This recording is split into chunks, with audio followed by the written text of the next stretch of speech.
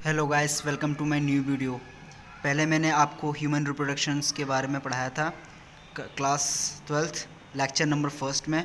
Mail reproduction system के सबसे पहले हमने टेस्टिस के बारे में डिस्कशन किया था, जो कि इस प्रकार से है। आप मेरे चैनल में जाकर इसके बारे में और जानकारी ले सकते हैं।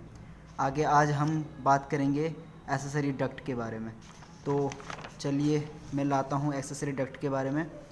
तो ये लेक्चर नंबर 2 है और मेल रिप्रोडक्शन सिस्टम के जो हम हिंदी में बोलते हैं नर जनन तंत्र, ठीक है, उसमें हम एक्सेसरी डक्ट को लेते हैं। आप इस डायग्राम को देख सकते हैं। इस डायग्राम पर मैंने बना रखा है पूरा, लेकिन इसमें से हम ये एक्सेसरी डक्ट कहाँ पर है मेल रिप्रोडक्शन के पार्ट में, वो हम डिस्कस करेंगे। तो यहाँ पर आप डायग्राम देख सकते हैं, जो कि एक टेस्टिस है और ये ऊपर ये स्क्रोटम से ढका हुआ होता है। उसके बाद हम इसके अंदर सबसे पहले इनके पार्ट्स देखेंगे। ये टेस्टिकुलर लॉब्यूल्स, जो कि हमने जब टेस्टिस के बारे में डिस्कस किया था तो उसमें हमने पढ़ लिया था।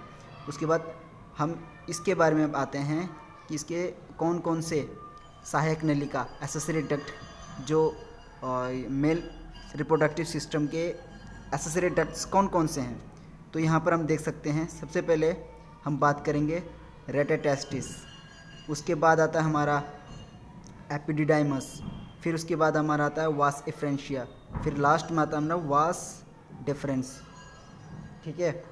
तो यहाँ पर हम सबसे पहले देखेंगे कि स्पर्म जब मैच्योर होते हैं कहाँ से लेकर और वास डिफरेंस तक जाते हैं। तो ये टेस्टिकुलर लॉब्यूल्स है।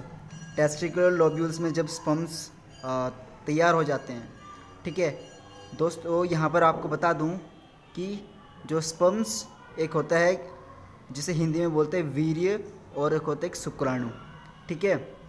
जो सेमन, जो स्पर्म्स होता है वो यहाँ पर उसकी निर्माण होता है, यानी कि यहाँ पर बनता है।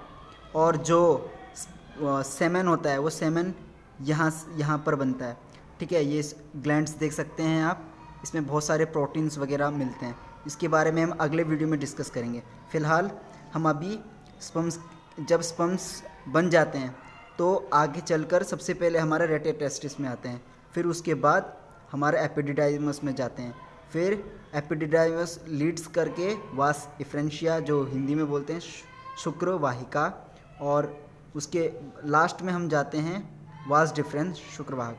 तो चलिए हम इसको ही इंग्लिश में देख लेते हैं। इस तरह से मैंने इसके बारे में डिस्कस किया हुआ है अपने वीडियो में, ठीक है। तो यहाँ पर लिखा है मेल सेक्स एक्सेसरी डक्ट, जो कि सहायक पुरुष सहायक नलिका बोलते हैं, ठीक है। तो यहाँ पर हम पुरुष सहायक नलिका में सबसे पहले देखेंगे रेटेटेस्टिस, ठीक है, रेटेटेस्टिस। उसके बाद vasa efferentia, epididymis and vasa deferens और मेल सेक्स एक्सेसरी डक्ट। ये rete testis, vasa efferentia, epididymis, vas efferens, ये सारे पुरुष सहायक नलिकाएं हैं, ठीक है। फिर यहाँ पर हमने और एक टॉपिक में लिखा है सेमिनिफेरस ट्यूबुल्स। मैंने आपको बताया था सेमिनिफेरस ट्यूबुल क्या है। सेमिनिफेरस ट्यूबुल उसे बोलते हैं जहाँ पर हिंदी में बोले तो इसे हम बोलते हैं शुक्र नलिकाएँ, जहाँ पर वीर्य स्पर्म्स यानी कि गैमेट्स का निर्माण होता है, ठीक है। Seminiferous tubules open into rete testis. उन्होंने कहा कि जो सेमिनिफेरस होता है, जहाँ पर वीर्य बनता है, सबसे पहले कहाँ पर खुलता है, रेटेटेस्टिस, ठीक है, रेटेटेस्टिस। उसके बाद हम पढ़ेंगे which leads to vasa efferentia, जो कि आगे चलकर वासा एफ्रेंशिया को हम हिंदी में शुक्र वाहिका, जहाँ पर ये जाता है। उसके बाद ये लीड्स करके वासा एफ्रेंस ओपन्स इनटू द एपिडिडाइमिस, ठीक है। ये बाद में कहाँ पर खुलता है, एपिडिडाइमिस, अधिवृषण, आप देख सकते हैं। उन्होंने कहा कि ये सेमिनिफेरस ट्यूब्यूल्स हैं यहाँ पर, ठीक है। टेस्टिकुलर लॉब्यूल्स, इसमें ही सेमिनिफेरस ट्यूब्यूल्स होता है 1 से 3 तक, जो कि खुलता है सबसे पहले रेटेटेस्टिस में, ठीक है। रेटेटेस्टिस से आगे जाकर एपिडिडाइमस में खुलेगा, ठीक है। एपिडिडाइमस से आगे चलकर उन्होंने क्या कहा कि, ठीक है, एपिडिडाइमस के ये आप देख सकते हैं शुक्रवाहिका वासा एफ्रेंशिया में ओपन होता है। फिर उसके बाद आगे चलकर आप देख सकते हैं इसमें बताया क्या हमने कहा था, ये रहा एपिडिडाइमिस यहाँ पर है, and epididymis leads to vas deferens, ये शुक्र वाहक में जाकर ओपन्स होता है। Its leads to the ejaculatory duct along with a duct from the seminal vesicle, ठीक है।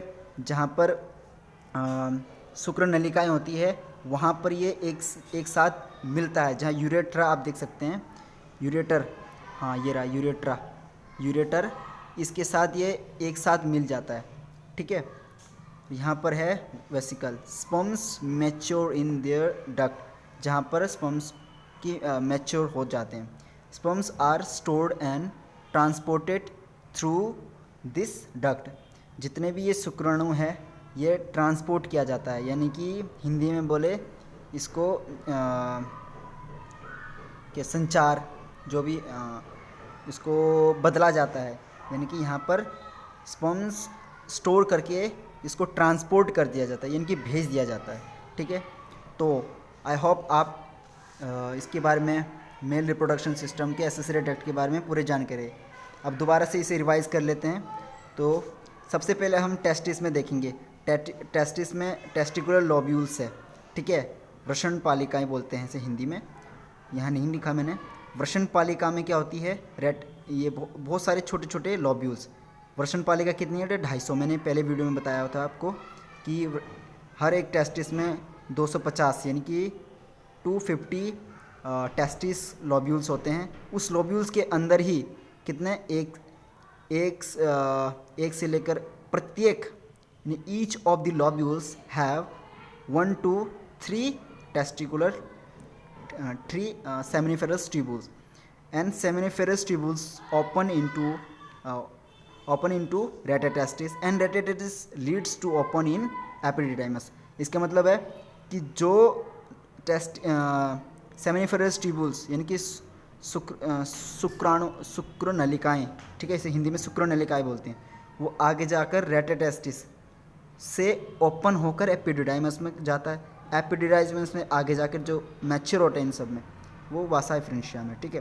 फिर वासा एफरेंशिया से आगे चलकर वास डिफरेंस। तो आई होप आप पूरे वीडियो को समझ गए होंगे अच्छे तरह से, और अच्छा लगा तो वीडियो को लाइक करें, शेयर करें, और हाँ नए हो तो चैनल में सब्सक्राइब करें और बेल आइकन ऑन कर ले, ताकि अगले वीडियो जो कि मैं ग्लैंड्स के बारे में लेकर आऊँगा, यूरिनरी ब्लैडर्स, ये सब प्रोस्टेट ग्लैंड्स, ये बल्बुरेट्रा जिसे हिंदी में कंद मूत्र ग्रंथि, इन सब के बारे में बताऊँगा जहाँ पर सेमन का निर्माण होता है।